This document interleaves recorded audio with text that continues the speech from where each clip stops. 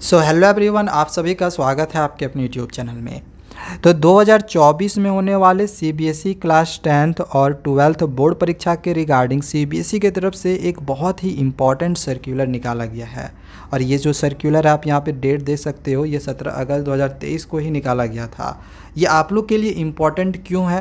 क्योंकि अगर आपको हो सकता है इस सर्कुलर को निकाल के सीबीएसई नहीं बताती, ये सर्कुलर नहीं निकालती, तो हो सकता था कि आपका कोई एक सब्जेक्ट का एग्ज़ामिनेशन छूट जाता है, एक दो सब्जेक्ट का आप हो सकता है उस सब्जेक्ट की परीक्षा आप नहीं दे पाते। तो इस वजह से सीबीएसई ने ये वाली सर्कुलर निकाल के आपको एक तरह से वार्निंग दी है, आपको समझाया है। तो इस वजह से ये आप लोग के लिए जानना ज़रूरी है। और अगर आप अभी क्लास 10th में हो और अभी तक आपको ये भी नहीं पता होगा ना कि आपका सिलेबस क्या है या फिर आपका एग्ज़ाम पैटर्न क्या है, सीबीएसई ने जो सैम्पल पेपर निकाली है उसमें किस प्रकार के क्वेश्चन दिए हुए हैं, तो इन सब की वीडियो हमने बना रखी है। तो अगर आपको देखना होगा तो लिंक उसका डिस्क्रिप्शन पे दिया हुआ है, जाके आप देख सकते हो। ठीक है, अब चलो यहाँ पे ये जो सर्कुलर है इसमें क्या कुछ लिखा हुआ है, इम्पॉर्टेंट चीज़ें जो हैं इसको हम समझते हैं। देखो, एक चीज़ आपको पता ही होगा कि अभी सीबीएसई की तरफ से कुछ दिन पहले एक सर्कुलर और निकाली गई थी, जिसमें आप लोग को पहले से इन्फॉर्म करके दिया हुआ था, इन्फॉर्मेशन दिया हुआ था कि क्लास 10th और 12th की एलओसी शुरू हो रही है, यानी कि लिस्ट ऑफ कैंडिडेट्स एग्ज़ामिनेशंस का फॉर्म फिलअप स्टार्ट हो रहा है।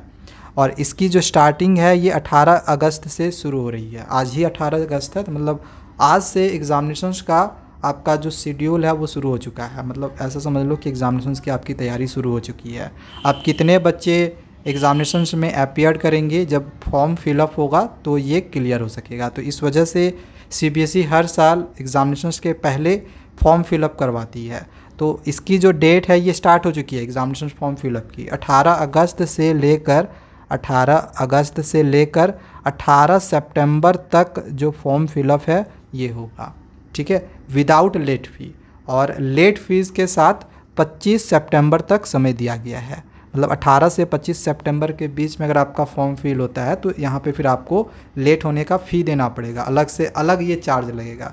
हालांकि यहाँ पर भी आपको कुछ पैसे पे करने पड़ेंगे लेकिन यहाँ पे कम पे करना पड़ेगा। 18 तारीख के बाद अगर आप भरोगे तो वहाँ पे आपको थोड़ा सा ज़्यादा पे करना पड़ेगा।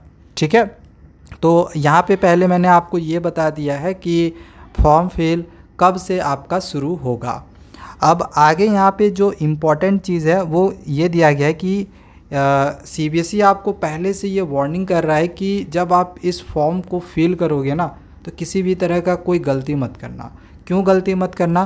क्योंकि अगर आप रॉन्ग इन्फॉर्मेशन देते हो, गलत फॉर्म फिल करते हो, तो होता क्या है कि जब आपकी रिज़ल्ट निकल जाएगी, जब आप पास हो जाओगे, तो पासिंग सर्टिफिकेट्स वगैरह बहुत सारे मिलते हैं, तो वहाँ पर भी हमारा जो गलत डेटा है वही निकल कर आएगा।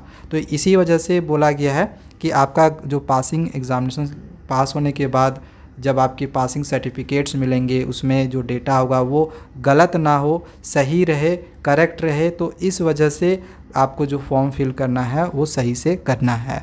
साथ ही साथ ये भी दिया गया है कि अगर आप कोई गलत सब्जेक्ट चूज़ कर लेते हो, जैसे मान के चलो किसी का हिंदी ए है, अब उसने क्या किया कि पूरे साल उन्होंने हिंदी ए पढ़ा, लेकिन गलती से फॉर्म फिल करने के जगह पे उन्होंने हिंदी बी कर दिया। तो अब क्या होगा, आपको हिंदी ए का एग्ज़ामिनेशन देने थोड़ी बनेगा, आपको तो हिंदी बी का परीक्षा देना होगा।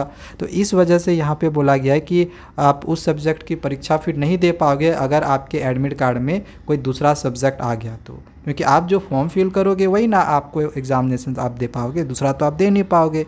सो इस वजह से सीबीएसई ने आपको एक तरह से एक वार्निंग दी है ये वाली सर्कुलर निकाल के कि फॉर्म को सही से फिल करना। तो चलो आज के लिए इतना ही। आई थिंक सारी चीज़ें समझ में आ गई होंगी। बाकी सिलेबस की वीडियो देखनी होगी या सैम्पल क्वेश्चन पेपर की, तो उसका लिंक डिस्क्रिप्शन पे दिया हुआ है, जाके आप देख सकते हो। Thank you, bye bye.